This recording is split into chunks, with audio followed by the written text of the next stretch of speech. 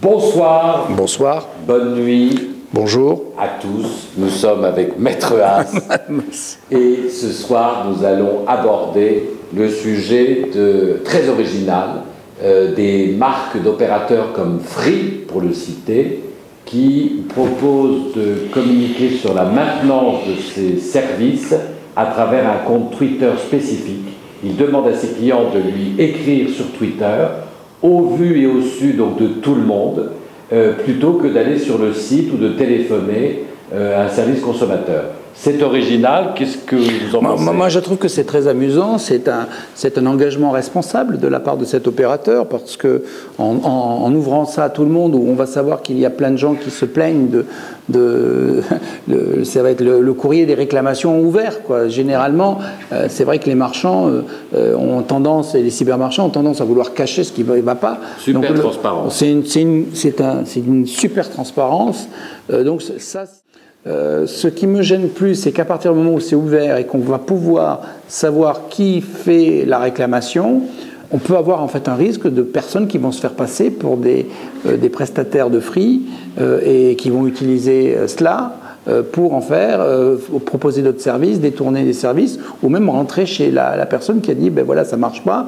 On peut très bien dire j'ai vu que ça marche pas, je viens vous voir. Enfin, on ne sait pas après comment on va sécuriser tout ça. Donc l'interlocuteur et le tweet, ça implique une réponse rapide. Donc c'est ça qui me plaît, c'est la rapidité, la réponse et donc la prise en compte d'un besoin client. Ouais. Donc ça c'est intéressant. Après on verra si entre le tweet et la réalité, il y a ou pas un décalage. Mais ça c'est quelque chose d'intéressant. Comment vont réagir les autres entreprises? Parce que là il y a vraiment une approche de fidélisation et de personnalisation forte. Dans cet esprit-là, d'ailleurs c'est amusant, il y a eu aussi quelque chose de très original au début de cette année 2010, c'est qu'on a une marque comme Louis Vuitton qui a proposé d'assister en direct au défilé de couture sur sa page Facebook et pas sur son site internet. Ce qui veut dire que si vous n'étiez pas inscrit comme fan dans la page Facebook, vous ne pouviez pas voir le défilé en direct. La marque n'a de valeur que par le client, et aujourd'hui on a des outils qui nous permettent d'être en contact avec le client, de savoir ce qu'il veut, de pouvoir l'accompagner. Et donc pour ceux qui sont des adeptes de la marque et qui l'adorent, c'est vraiment un moyen extraordinaire. Je pense que pour ce premier semestre 2010, en termes